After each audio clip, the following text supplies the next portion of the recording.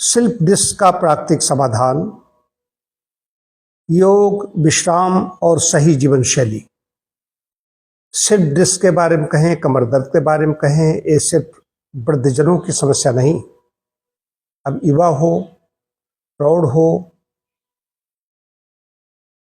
गृहिणी हो, कंप्यूटर बैठ के काम करने वालों हो, चालक हो, ड्राइवर हो, जो भी, किसी को भी हो सकता है, हो जाता है।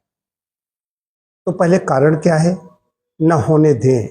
इसके लिए क्या करना है कि जो हमारी स्पाइनल कार्ड होती है, तो स्पाइनल कार्ड के आसपास जो मांसपेशियां हैं, उसकी रक्षा के लिए परमात्मा ने, प्रकृति ने, ईश्वर ने जो बनाई है।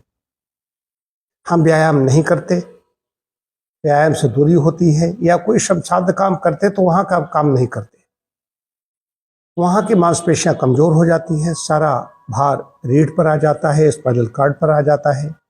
इसलिए स्लिप डिस्क और कमर दर्द की समस्याएं होती हैं। कमर दर्द सामान्य चीज हो गई, स्लिप डिस्क की बात कर रहा हूं। तो स्लिप डिस्क में पहले तो जो पढ़े लिखे लोग हैं, जो वेट लिफ्टर हैं, वजन उठाते हैं, तो कमर में एक बेल्ट बांधते हैं। कमर में बेल्ट बांध करके ही उठाएंगे। तो उसमें L1 से लेकर के L5 तक, यहीं पर आप देखेंगे जब MRI होकर के आती है उसमें ही दिखाई देगा, कहीं न कहीं डिस्क वहाँ स्लिप हो जाती है। फिर उस पर कंडीशन अलग अलग होती है। वो लोग कमर कस लेते हैं बेल्ट से। जो मैंने गांव में भी देखा है कि ग्रामीण जीवन में, गांव में पैदा हुआ पला बढ़ा, वहां पर भी कोई वजन ज्यादा उठाता था तो पहले कमर कस लेता था, अपने गौचे से कस के बांध लेता, कहते फेंट बांध ली।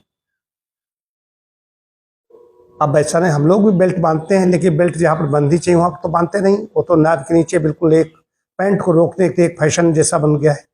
पैंट तो वैसे ही रुकी रहेगी। महिलाओं में भी मैं देखता था, घर में अम्मा को देखता था, एक चांदी की वो थी, पेटी कही जाती थी उनकी, पेटी, तो वो बांधती। अब हम नहीं जानते, नई महिलाएं बांधते नहीं बांधती हैं, लेकिन मेरी माता जी, एक चैन होती थी, उसकी बड़ी वजन होता होगा, मुझे लगता है 100-150 ग्राम या 200 ग्राम होता हो, इतनी चौड़ी बांधती थी साड़ी के ऊपर से। तो कमर की रक्षा करने के लिए इस तरीके से पहले भी तरीके चले आ रहे हैं। ये हुई सुरक्षा की बात कही जा रही। तो व्यायाम अगर करते तो मांसपेशियां कमजोर नहीं होती। व्यायाम में खाली टहलना व्यायाम नहीं है, इसके लिए योगासन भी करना पड़ेगा। कुछ ऐसे व्यायाम करने पड़ेंगे जो स्पाइनल कार्ड से लेकर के आसपास की जो मांसपेशियां हैं, जो उसकी रक्षा करती हैं, उसके लिए व्यायाम बहुत आवश्यक है।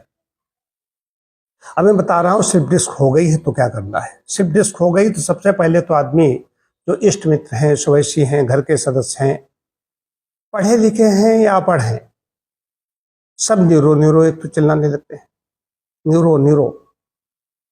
और कुछ लोग ऐसे होते हैं जो टिप्स दे देते हैं कि वहां जाओ कि वो उल्टा पैदा हुआ था, गहानुआ है, बच्चा पैदा हुआ है, उसका अंगूठा लगवाओ, उसका पैर बरपाओ, उस पर ये करो।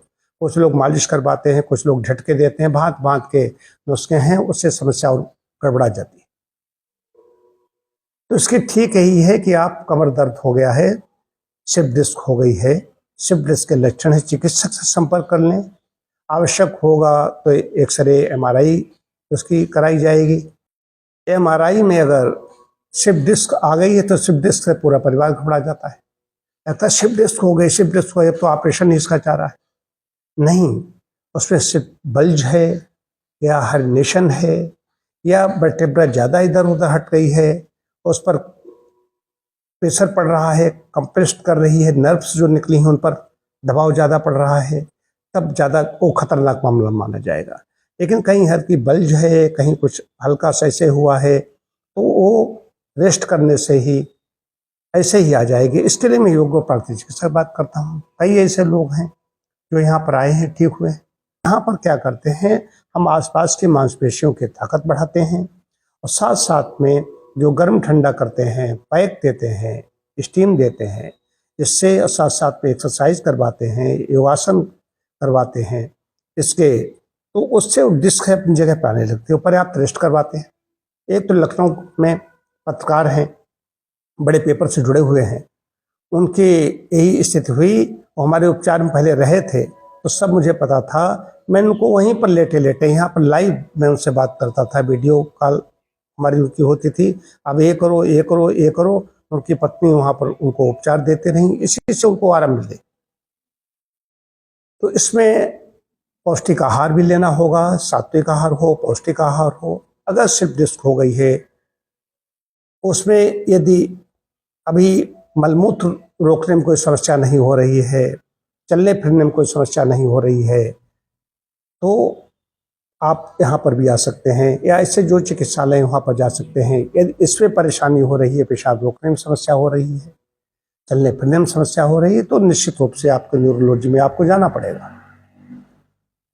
तो मेरा यह कहना है कि इसमें पर्याप्त जो आसन है, भुजंगासन है, शलभासन है, धनुरासन है, जो इसके स्पाइनल कार्ड को मजबूत करने के लिए, आसपास की मांसपेशियों को मजबूत करने के लिए आसन है, पहले से ही करते तो नौबत नहीं आती। अब ये समस्या आ गई है तो इसके लिए फिर से वही करना पड़ेगा। लेकिन इसमें आगे झुके आसन बंद कर दिए जाते हैं जब तक व्यक्ति रुग्णावस्था में रहता है, उसके बाद में शुरू की जाएंगे आगे झुकने वाले। पीछे मुड़ने वाले भुजंगासन, शलभासन, कई तरह के इसके हैं जिसमें रीढ़ अपनी जगह पर आए और रीढ़ का थोड़ा सा व्यायाम भी होता रहे। ये ऐसे आसन इसमें बहुत अच्छे हैं, लेकिन किसी विशेषज्ञ की, एक विशेषज्ञ के देखरेख में ये करना चाहिए। वजन ज़्यादा है तो उसको कम करना पड़ेगा।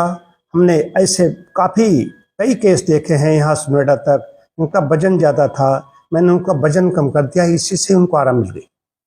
तो वजन भी बहुत बड़ा कारक है। वजन में पेट जब बाहर निकला हुआ होता है तो अंदर के स्पाइन को वो और खींचता रहता है। स्पाइन अपनी जगह पर, जो वर्टेब्रा अपनी जगह पर नहीं आ पाती, वो आगे खिंचाव रहता है, उसकी तोंद लटकती रहती है। ये विशेष रूप से आप समझ लीजिए। वजन कम कर लेंगे, अपने आप घर में कीजिए, कैसे भी कीजिए, इससे ही आपको आराम मिलेगी।